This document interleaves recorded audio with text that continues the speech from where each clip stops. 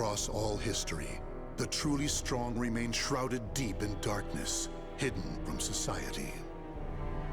They carefully erase all traces of their existence, so that when later generations look back on history, it is as if they were never there. But sometimes, even the most perfect plans to erase one's tracks leave unexpected loose ends. This tome was one of those loose ends, left behind in charred ruins. What secrets lie within?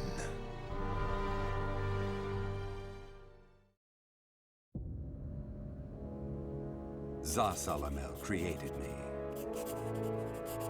A banal way to begin a tome, but writing down one's own history in a book is strange enough to begin with. I began writing this as an indulgent pastime, so I may as well enjoy myself. Now, about the cursed sword known as Soul Edge. I intend to record its secrets in this very tome. However, I must exercise caution. A fitting end awaits all who seek the cursed sword. Some may laugh and call this an exaggeration. Should anyone who has held that sword ever read this tome, though, I'm certain they'll agree with me. The origin of Soul Edge is a mystery. Legend says it was once an ordinary sword, void of any power. But after fighting on countless battlefields, it gathered a great deal of negative power, until a curse fell upon it. That much is true. All who took Soul Edge in their hands became slaves to the blade, murdering until they bled their last drop of blood. That is why so few know of it, despite its appearances time and time again throughout history. Until, that is, an age long past, when there appeared a man with a mind powerful enough to resist the sword's control. He was known as the Hero King.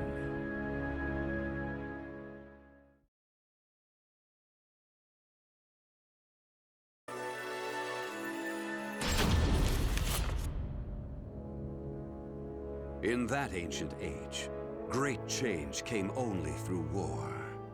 Thus, controlling Soul Edge meant ruling the world. The Hero King, being the man he was, one could say it was inevitable that he would bring peace to this warring world. I won't record the Hero King's name here. Someday I may decide the time is right to reveal it, but that time isn't now. It is said the Hero King lost Soul Edge due to his jealous son. After the Hero King killed his son, the spirit sword SOULCALIBUR was born from the remnants of the cursed sword. Indeed, the cursed sword and the spirit sword both come from the very same steel.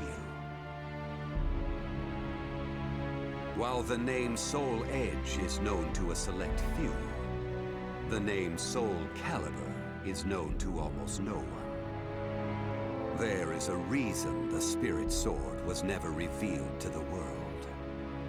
Some say the Hero King created the spirit sword, but the truth is that the Hero King risked his life and failed. Those who would carry on the dead king's wish and perfect SOULCALIBUR were to come later.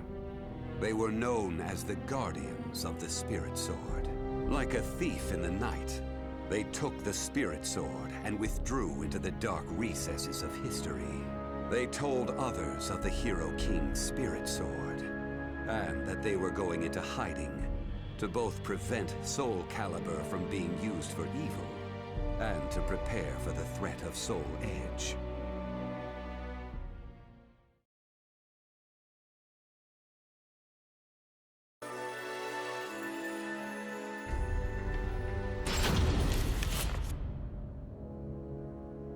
The guardians of the spirit sword only entrust SOULCALIBUR to a select few.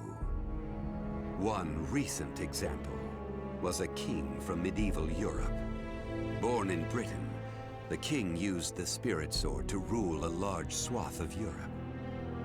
I'm skeptical as to whether the king ever truly existed.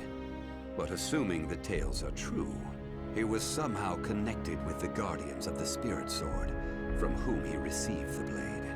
Also, it would be reasonable to assume the king fought with the one who possessed the cursed sword and won.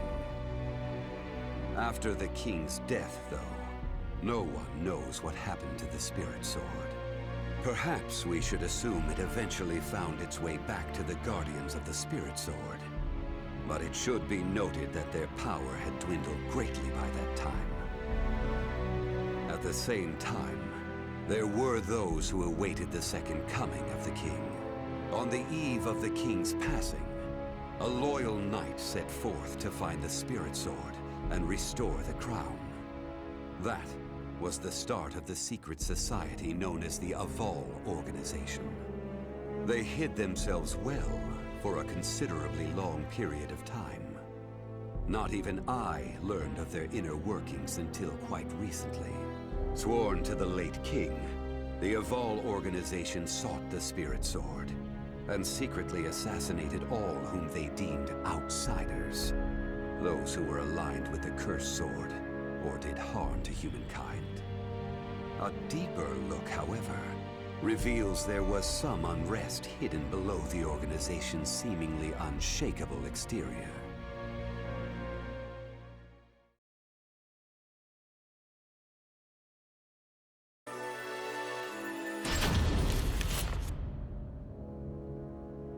After slumbering in the shadows of history, Soul Edge was awakened by the pirate Cervantes de Leon.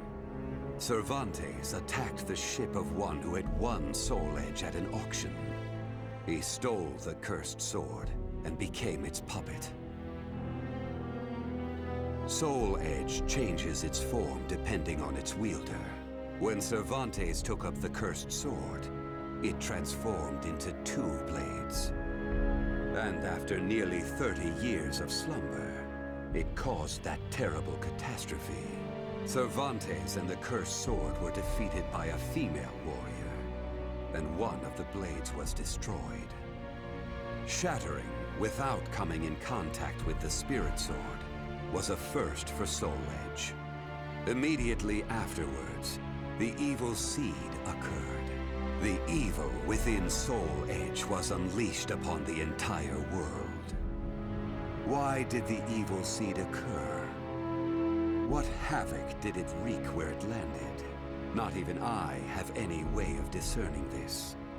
But one thing is certain. Ever since that day, the cursed sword's malfested kin have been swiftly multiplying. What does it mean to be malfested? It's extremely hard to define, for the resulting phenomena are so varied. There are those who undergo monstrous transformations, while others look no different from ordinary humans at first glance. In addition to humans, some animals have experienced transformations as well. Common traits of the malfested include heightened fighting instincts and violent tendencies. Some become beasts, hungry only for slaughter, while others use strategy to entrap powerful foes. But they all slip into towns and cities, seeking blood under the cover of darkness. Sometime after the evil seed, the Azure Knight Nightmare appeared. Rumors said he possessed Soul Edge, and his string of indiscriminate murder seemed to agree with this. Personally, I was also interested in discovering this knight's true identity. I then received news that the Aval Organization had encountered him and were defeated. It intrigued me that there seemed to be someone in their organization deeply interested in the evil seed.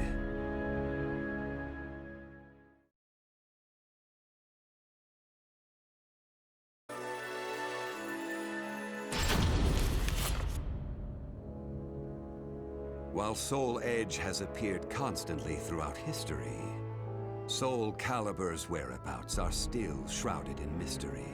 In time, I lost interest and gave up trying to search for any traces of it. But after resuming my search later, I found that it had been taken to a temple in the east at some point. With it were taken a staff able to absorb all manner of energy, and a mirror capable of purifying evil. These sacred treasures were used to create SOULCALIBUR and amplify its power. No one knows what had happened to the Guardians of the Spirit Sword, but they must have met with ruin, losing the Spirit Sword and their other treasures. As for the temple, it later became Ling Sheng Su, a famous martial arts dojo that worshipped the Spirit Sword and the other weapons as the 3 sacred treasures. But now the Spirit Sword is no longer there. The evil seed deeply affected Ling Sheng Su, and most likely caused it to attract evil energy. Its martial arts students were soon overcome by madness and battle lust, and ended up killing each other. The temple fell in a single night. Therefore, no one knows what happened to the Spirit Sword. Only one student of Ling Sheng Su survived. While the survivor didn't possess SOULCALIBUR, there was clearly merit in looking into him. What powers did he possess? What could he accomplish? I was deeply intrigued.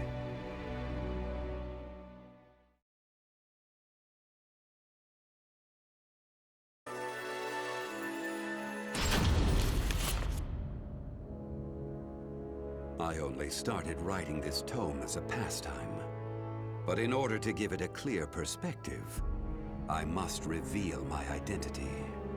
I was once one of the Guardians of the Spirit Sword. The precepts of the Guardians were very strict, one of which stated no Guardian may ever touch SOULCALIBUR. But in my younger days, I failed to properly suppress my urges. When the others discovered my designs, they broke my arms and banished me. Amid my despair, I searched for a way to survive. What I discovered was the Art of Reincarnation. After a long period of training, I mastered the secrets contained within this lost wisdom. I reincarnated myself over and over again, and became an entity that could transcend generations. At first, I didn't realize the price I would have to pay for eternal life. For every time I reincarnated, I experienced the pain of death. It felt like my soul was being crushed. It is hard to put such pain and suffering in words. Indeed, I hadn't managed to completely escape death. No matter what one may accomplish in life, death remains inescapable. My bodies have lain in countless graves, but my soul will never rest in peace. So it was that I came to yearn for the final eternal death I could never have. And such desire began to corrupt my everlasting life. Gradually, I began to seek out death itself.